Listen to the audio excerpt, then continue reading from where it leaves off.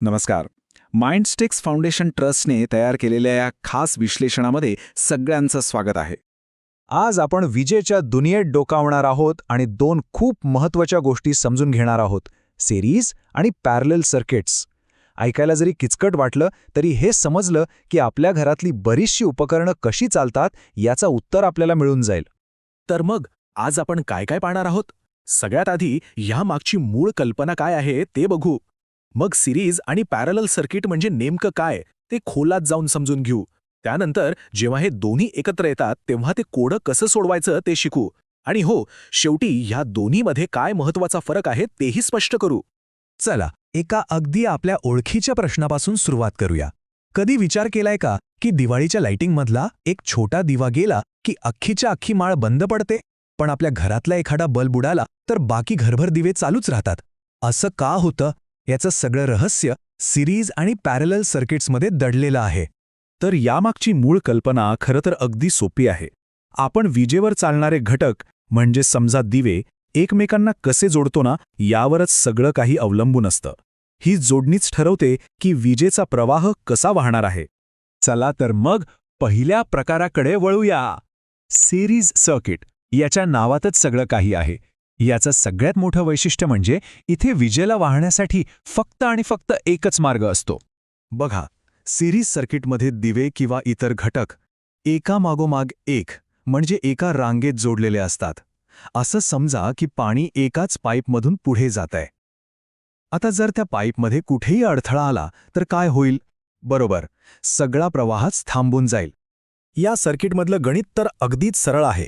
कारण करंट एकाच रस्त्याने जातो, त्यामुळे प्रत्येक घटक त्या प्रवाहाला थोडा थोडा अडवतो. म्हणून आपल्याला एकूण अडथळा किंवा ज्याला आपण रेझिस्टन्स म्हणतो तो काढायचा असेल तर फक्त प्रत्येक घटकाच्या रेझिस्टन्सची साधी बेरीज करायची. उदाहरणार्थ, समजा आपल्याकडे 5 ओहम आणि 10 ओहमचे 2 रेझिस्टर्स आहेत, तर एकूण रेझिस्टन्स किती होईल? सरळ सरळ 5 अधिक 10 म्हणजे 15 ओहम. झालं. किती सोपं हे.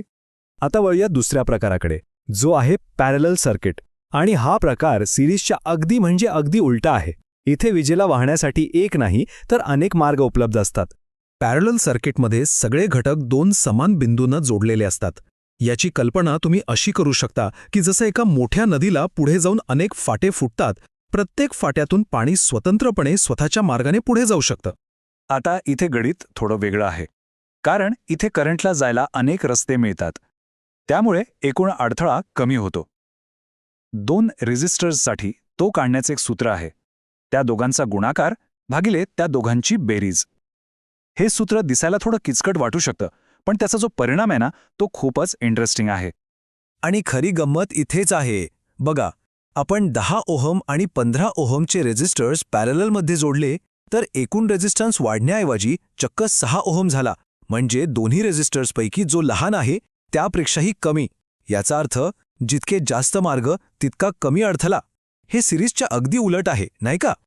बरं, आत्तापर्यंत आपण सिरीज आणि पॅरलल वेगवेगळं पाहिलं, पण खरी मजा तर तेव्हा येते जेव्हा हे दोन्ही प्रकार एकाच सर्किटमध्ये एकत्र येतात. अशा सर्किट्सना आपण कॉम्बिनेशन सर्किट्स म्हणतो. जरा या चित्राकडे बघा. हे आहे कॉम्बिनेशन सर्किट. यात काही भाग सिरीजमध्ये आहे तर काही पॅरललमध्ये. हे अगदी एखादं कोडं सोडवण्यासारखं आहे. आणि चांगली गोष्ट ही की हे कोडं सोडवण्यासाठी जे काही लागतं ते आता आपल्याला माहीत आहे. हे कोडं सोडवण्यासाठी एक मस्त 3 पायऱ्यांची पद्धत आहे. पहिली पायरी, सर्किटमधला जो पॅरलल भाग आहे त्याला आधी ओळखून सोडवा. दुसरी पायरी, असं केल्यावर ते किचकट सर्किट आता एका सोप्या सिरीज सर्किटसारखं दिसेल. आणि तिसरी, शेवटची पायरी, आता फक्त त्या सिरीज घटकांची बेरीज करा आणि अंतिम उत्तर काढा. चला तर मग हे करूनच बघूया. चित्र 2 मध्ये आधी पॅरलल भाग म्हणजे R2 आणि R3 सोडवूया. त्यासाठी आपलं पॅरललचं सूत्र वापरू. 10 गुणिले 20 भागिले 10 अधिक 20. याचं उत्तर आलं आहे 6.66 ओहम. याचा अर्थ काय? तर त्या 2 पॅरलल रेझिस्टर्सच्या जागी आपण एक 6.66 ओहमचा रेझिस्टर ठेवला तरी चालेल. बघा, आपलं सर्किट किती सोपं झालं आता.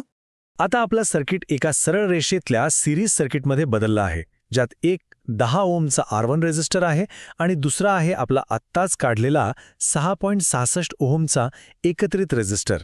आता तर फक्त यांची बेरीज करायची बाकी आहे.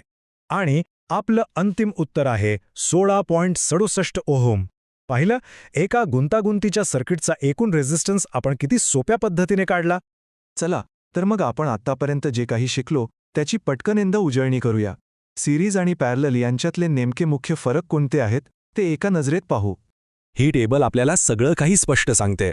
सिरीजमध्ये प्रवाहासाठी फक्त एकच रस्ता असतो, म्हणून एकूण रेझिस्टन्स वाढतो आणि एक दिवा जरी खराब झाला तरी संपूर्ण सर्किट बंद पडतं, अगदी आपल्या दिवाळीच्या माळेसारखं. याउलट पॅरललमध्ये अनेक रस्ते असतात, म्हणून एकूण रेझिस्टन्स कमी होतो आणि एक बल्ब जरी गेला तरी बाकीचे चालू राहतात, अगदी आपल्या घरातल्या लाइटिंगसारखं.